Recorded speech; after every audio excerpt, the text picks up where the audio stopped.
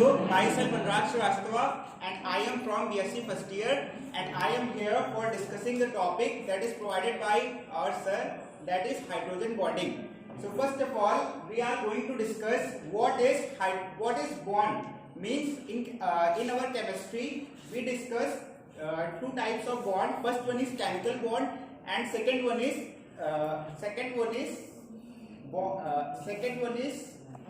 bond formed by intermolecular forces. So first one हम लोग chemical bonds 3 types की पढ़ चुके हैं. पहला है ionic bond, second one is covalent and third one is metallic bond. आज हम लोग पढ़ेंगे bond formed by intermolecular forces. पहला bond आता है उसमें dipole. First one is bond formed by weak van der Waals forces and second one is hydrogen bond. So हम लोग आज हाइड्रोजन बॉन्ड को पढ़ेंगे.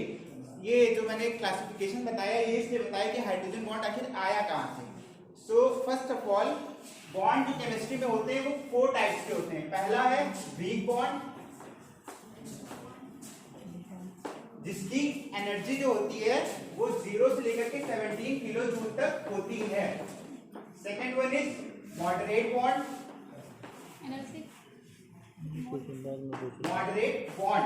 मॉडरेट बॉन्ड्स जो होते हैं उनकी एनर्जी जो होती है वो 17 से लेकर के 100 किलो जूल के बीच में होती है.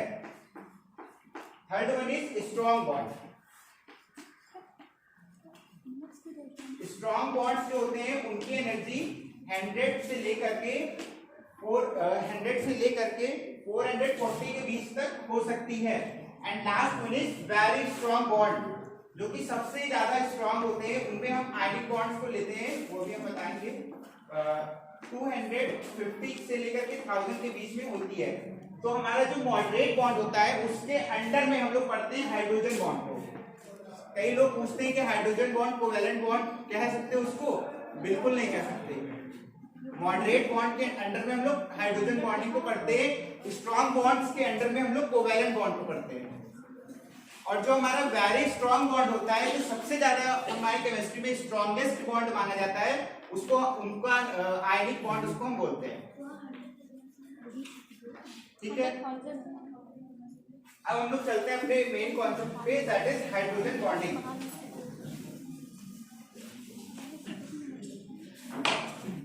Hydrogen bonding. So hydrogen bonding होती क्या है? जब हमारा हाइड्रोजन किसी इलेक्ट्रोनेगेटिव एटम से जुड़ता है, तब यहाँ पे एक पोलैरिटी जनरेट होती है. पोलैरिटी क्या होती है? यहाँ पे पार्शियल पॉजिटिव चार्ज आ जाता है और पार्शियल नेगेटिव चार्ज. ये पार्शियल पॉजिटिव पार्शियल नेगेटिव आता क्यों है? क्योंकि यहाँ पे जो इलेक्ट्रॉन्स शेयरिंग हो रही है यहाँ पे वो इलेक्ट्रोनेगेटिव एटम जो है वो अपने तरफ शिफ्ट करने की कोशिश करता है. उसकी वजह से यहाँ पार्शियल नेगेटिव चार्ज आ जाता है और हाइड्रोजन की तरफ से शिफ्टिंग हो रही है. यानी कि जो इलेक्ट्रॉन क्लाउड्स जो है उनके बीच में इलेक्ट्रॉन डेंसिटी उस साइड शिफ्ट हो रही है. तो उस वजह से इलेक्ट्रोनेगेटिव एटम पे पार्शियल नेगेटिव एंड हाइड्रोजन के ऊपर पार्शियल पॉजिटिव चार्ज आ जाता है. अगर हम बुकिश लैंग्वेज की बात करें तो स्ट्रॉन्ग डाइपोल इंटरैक्शन, यानी यहाँ पे एक डाइपोल बन गया. डाइपोल क्या होता है? 2 poles, first one positive and second one is negative. तो ये एक डाइपोल की तरह वर्क कर रहा है. तो अगर हम बुकिश लैंग्वेज की बात करते हैं तो strong dipole interaction between highly polar hydrogen and highly electronegative atom, यानी कि एक तरह का इंटरैक्शन होगा. अभी नहीं, अभी तो ये हम बता रहे हैं कि पोलैरिटी आई कहां से. अब अगर हम जैसे वाटर का एग्जांपल ले लें या फिर HF का ले लें तो यहाँ पे जो कई सारे कंपाउंड होंगे, मतलब कई सारे मॉलिक्यूल्स होंगे एक बीकर के अंदर. तो ये जो इंटरैक्शन हो रहा है highly positive hydrogen and highly negative electronegative atom के बीच का, इसी को हम लोग हाइड्रोजन बॉन्डिंग कहते हैं. अब कई सारी कंडीशंस होती है कि हाइड्रोजन बॉन्डिंग आखिर बनेगा कैसे. कब हम कहेंगे कि हाइड्रोजन बॉन्ड है, कब कहेंगे नहीं है. तो उस चीज के लिए कई सारी कंडीशंस होती है. पहली कंडीशन, हाइड्रोजन के पास फोन होना चाहिए. FON, chlorine, oxygen and nitrogen. ज्यादातर हाइड्रोजन बॉन्डिंग इन्हीं 3 एलिमेंट्स के साथ करते हैं. एंड कुछ रेयर केसेस में क्लोरीन एंड सल्फर, इनके साथ में हाइड्रोजन बॉन्डिंग देखी गई है। सेकंड कंडीशन, फर्स्ट कंडीशन क्या है कि बहुत ही स्मॉल, मतलब कि इनका साइज क्या है, काफी छोटा है, स्मॉलर साइज। पहली कंडीशन है कि इनके पास जो हाइड्रोजन से एलिमेंट्स जुड़ रहे हैं उनका साइज स्मॉल होना चाहिए। सेकंड कंडीशन क्या है, इनके पास लोन पेयर होना चाहिए, यानी जो भी एलिमेंट हाइड्रोजन के साथ जुड़ रहे हैं, जो भी इलेक्ट्रोनेगेटिव एलिमेंट जुड़ रहे हैं, उनपे लोन पेयर होना चाहिए। अगर वहां पे लोन पेयर नहीं है तो हाइड्रोजन बॉन्डिंग नहीं बनेगी। फॉर एग्जाम्पल NH4+, इसमें हाइड्रोजन बॉन्डिंग नहीं बनती है क्योंकि यहाँ पे नाइट्रोजन के पास लोन पेयर नहीं है। ठीक है। सेकंड कंडीशन क्या है, पहला तो ये हो गया कि जो इलेक्ट्रोनेगेटिव एटम जुड़ रहे हैं उनका साइज स्मॉल होना चाहिए। सेकंड कंडीशन, उनके पास लोन पेयर होना चाहिए। थर्ड कंडीशन क्या है, यस हो गया थर्ड। अब हम लोग चलते हैं कि हाइड्रोजन बॉन्डिंग का कॉन्सेप्ट आखिर आया कहां से। हाइड्रोजन बॉन्डिंग का कॉन्सेप्ट हम लोग पढ़ना कहां से शुरू किए, तो पहले कुछ साइंटिस्ट जो थे वो HF का रिएक्शन KF से करवाए, HF का रिएक्शन KF से करवाए। उसके बाद यहाँ पे जब ये रिएक्शन कंप्लीट हुई तो यहाँ पे K positive and HF negative, ये दो आयंस बने, यानी जो ये सॉलिड फॉर्म में जब ये आया तो यहाँ पे दो आयंस बने, यानी एक आयनिक कंपाउंड ये बना। तो यहाँ पे जब वो कई बार उन्होंने करवाया, कई बार देखा कि आखिर हाइड्रोजन क्लोराइड गया कहाँ से इसमें, क्योंकि यहाँ पे तो HF2 निगेटिव आ रहा था, HF2 निगेटिव आ रहा था, तो वो लोग ढूंढ रहे थे कि आखिर फ्लोरीन गया कहाँ से। तो इसी से इन्होंने हाइड्रोजन बॉन्डिंग का कॉन्सेप्ट दिया, यानी कि जो K था, KF मतलब ये जो पूरा आयनिक कंपाउंड बन रहा था सॉलिड फॉर्म में, तो यहाँ पे हाइड्रोजन बॉन्डिंग इनके बीच में एग्जिस्ट कर रही थी। तो यहीं से साइंटिस्ट ने ढूंढा कि ये हाइड्रोजन बॉन्डिंग यहाँ से इन्होंने निकाला ढूंढ करके। तो बिटवीन आयंस और इनकी जो बॉन्ड एनर्जी होती है वो 48 से लेकर के 50 के बीच में होती है। इनकी जो बॉन्ड एनर्जी है, इनके बीच की जो बॉन्ड एनर्जी है क्रिस्टल में, आयनिक क्रिस्टल में, तो वो 48 से लेकर के 50 के बीच में होती है। अब हम लोग बात करेंगे स्ट्रेंथ ऑफ हाइड्रोजन बॉन्ड।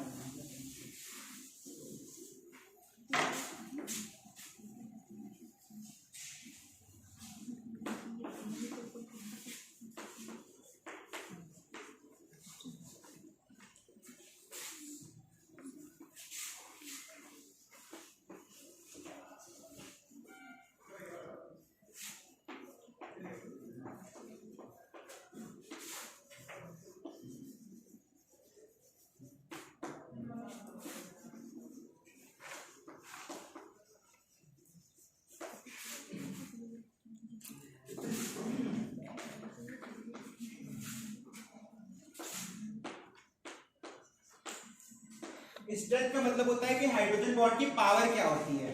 तो जो वीक हाइड्रोजन बॉन्डिंग होती है, यानी कि कई सारे कंपाउंड्स होते हैं जिनमें वीक हाइड्रोजन बॉन्डिंग फॉर्मेशन होता है, तो वहां पे जो वीक बॉन्ड होते हैं उनकी पावर होती है 25 kilo joule. Second one is moderate, यानी जो हाइड्रोजन बॉन्डिंग बनती है उसको हम क्लासिफाई कर रहे हैं कि वो किस किस फॉर्म में हो सकती है, यानी उसकी कितनी कितनी पावर हो सकती है। तो वीक हाइड्रोजन बॉन्ड्स होते हैं वो 25 किलो जूल के नीचे ही एनर्जी की होती है। मॉडरेट का 25 से 35 के बीच में, और जो वेरी स्ट्रॉन्ग बॉन्ड्स होते हैं, जहां पे अभी मैंने बताया था K प्लस HF2-, ये स्ट्रॉन्ग बॉन्ड होता है। यहीं से हाइड्रोजन बॉन्डिंग का कॉन्सेप्ट आया भी था। तो यहाँ पे 48 से 50 के बीच में होती है, यानी 35 किलो जूल से ज्यादा एनर्जी यहाँ पे होगी।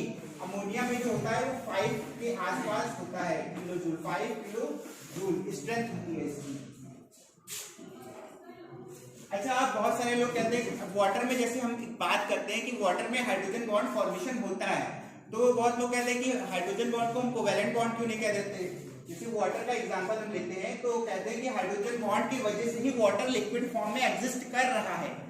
तो बहुत सारे लोग कहते हैं कि इसको हम कोवैलेंट बॉन्ड क्यों नहीं कह देते, क्योंकि यहाँ पे मतलब हाइड्रोजन बॉन्ड तो काफी वीक बॉन्ड होता है। तो जैसे फॉर एग्जांपल अगर एक शेर है और बहुत सारे भेड़िए हैं, बहुत सारे, मतलब कि करीब 100-150 के आसपास, तो उस शेर को हमला कर सकते हैं, मतलब वो शेर उनके ऊपर हमला नहीं करेगा। ठीक उसी तरह से हाइड्रोजन बॉन्ड, तो जहाँ वाटर में फॉर्मेशन होता है तो बहुत सारे छोटे छोटे हाइड्रोजन बॉन्ड बन रहे हैं, और वो सारे जब एक साथ जुड़ जाते हैं तो काफी ज्यादा फोर्स एक्सर्ट करने लगते हैं। इसी वजह से वाटर लिक्विड फॉर्म में है।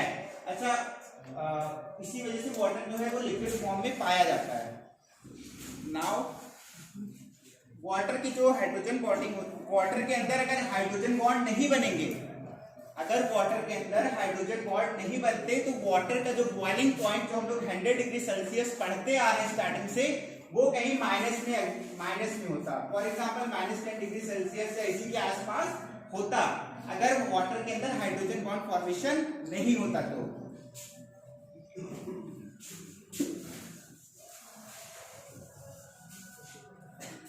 और लास्ट एक कॉन्सेप्ट और आता है कि हाइड्रोजन बॉन्डिंग कब आएगी, ये कंडीशन के अंडर में ही है। तो एक कंडीशन है कि जब मिनिमम डिस्टेंस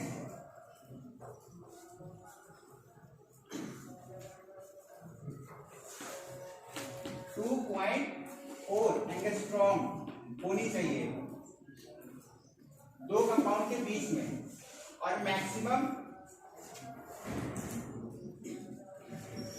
डिस्टेंस जो है वो 3.4 एंगस्ट्रॉम के आसपास।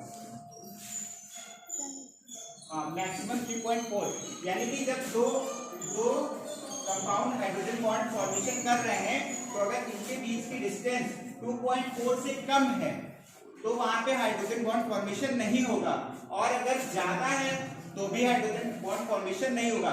मतलब कि जो दो कंपाउंड के बीच का डिस्टेंस है, जब हाइड्रोजन बॉन्ड फॉर्मेशन होता है तो उनका रेंज कहीं इसी के आसपास होना चाहिए, इससे ज्यादा होगा तो हाइड्रोजन बॉन्ड फॉर्मेशन नहीं होगा। फॉर एग्जांपल हम लोग पढ़ते हैं कि एक गॉश फॉर्म होती है,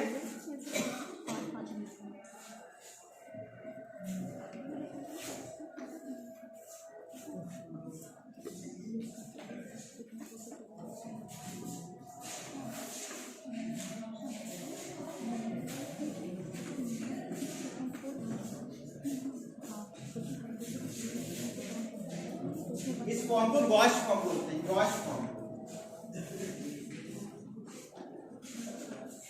जो हाइड्रोजन बॉन्ड फॉर्मेशन होता है वो जनरली गॉश फॉर्म में ही होता है, बिकॉज अगर हम लेते हैं इलेक्ट्रिकल फॉर्म का अगर हम ले रहे हैं तो वहां पे डिस्टेंस काफी क्लोज हो जाएगी, इलिप्टिकल में काफी क्लोज हो जाएगी। और अगर हम स्टैगर्ड फॉर्म ले रहे हैं, यानी बिखरे बिखरे कंपाउंड है, एक क्लास लिया, वाटर काफी दूर दूर है, तो वहां पे भी हाइड्रोजन बॉन्ड फॉर्मेशन नहीं होगा, क्योंकि वहां पे डिस्टेंस 3.4 एंगस्ट्रॉम से ज्यादा हो जाएगी।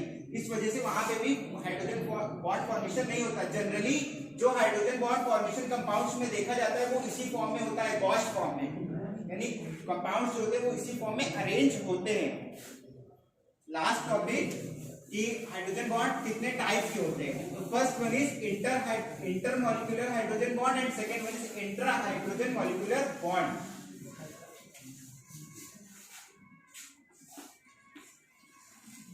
Inter molecular hydrogen bond and intra molecular hydrogen bond. Class 9 से लोग इसको पढ़ते आ रहे हैं, बट इसका डिटेल देखते हैं।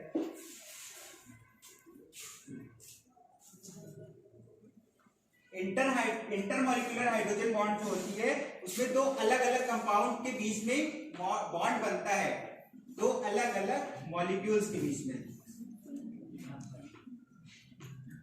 जैसे वाटर का एग्जांपल हम लेते हैं तो वाटर का एक मॉलिक्यूल ये है, अलग अलग जैसे ये है, तो ये दोनों अलग अलग मतलब 2 डिफरेंट मॉलिक्यूल्स हैं, उनके बीच में हाइड्रोजन बॉन्ड फॉर्मेशन हो रहा है।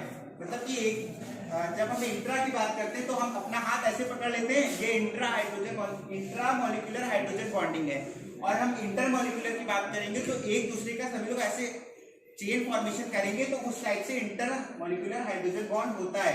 जैसे कि हम एल्कोहल्स जो होते हैं उनको वाटर में डिसॉल्व करते हैं तो ये इंटर मॉलिक्यूलर हाइड्रोजन बॉन्ड के कारण डिसॉल्व होते हैं। अगर इंटर मॉलिक्यूलर हाइड्रोजन बॉन्ड नहीं होगा तो वाटर के अंदर एल्कोहल डिसॉल्व नहीं होंगे। और जो इंट्रा मॉलिक्यूलर हाइड्रोजन बॉन्ड्स होते हैं वो एक ही कंपाउंड के बीच में बॉन्ड फॉर्मेशन होता है। जैसे फिनॉल में देखते हैं उस टाइप से, मतलब एक ही कंपाउंड के बीच में हाइड्रोजन बॉन्ड फॉर्मेशन होता है। ओके, और कोई पूछना चाहेगा? कुछ पूछना चाहो तो पूछ लो। भैया आपने वो जो एनर्जी की वो यूनिट बताई वो क्या बताया? Kilo joule. किलो जूल ही होती है? किलो जूल प्रति मोल इनवर्स होती है, प्रति मोल इनवर्स नहीं, जो एनर्जी हमेशा जूल में ही होगी। लेकिन इसमें स्ट्रेंथ की बात आपने की थी, हाँ। तो उसमें किलो जूल प्रति मोल की होगी। मतलब आपके कहने का है कि स्ट्रेंथ की जो यूनिट होगी वो किलो जूल पर मोल होगी। हाँ। तो आपने हाइड्रोजन बॉन्डिंग बताया कि 3.4 से अगर ज्यादा होगा तो हाइड्रोजन बॉन्डिंग नहीं बनेगी, और अगर नीचे होगा तो नहीं बनेगी। 2.4 से नीचे होगी तो नहीं बनेगी। लेकिन हाइड्रोजन और फ्लोरीन के बीच में तो 1.55 होती है। 1.5 मैंने जो यहाँ पे एक्सप्लेन किया वो जनरल टर्म में एक्सप्लेन किया। Chemistry is full of exceptions. जो आप बता रहे हो वो वहाँ पे एक्सेप्शन की तरह वर्क करेगा, because chemistry is full of exception. तो हम बता रहे हैं। हाँ, और कोई कुछ बताना है और कुछ पूछना है? और जो हाइड्रोजन बॉन्ड की जो डिस्कवरी किसने की? ये अभी टॉपिक में नहीं। अब वो अंकित और तो देखिए हम यहाँ पे एज अ टीचर वर्क नहीं कर रहे हैं, हम भी आपके बीच में से आए हुए हैं एज अ स्टूडेंट, तो हम लोग डिस्कस कर रहे हैं ना कि हम यहाँ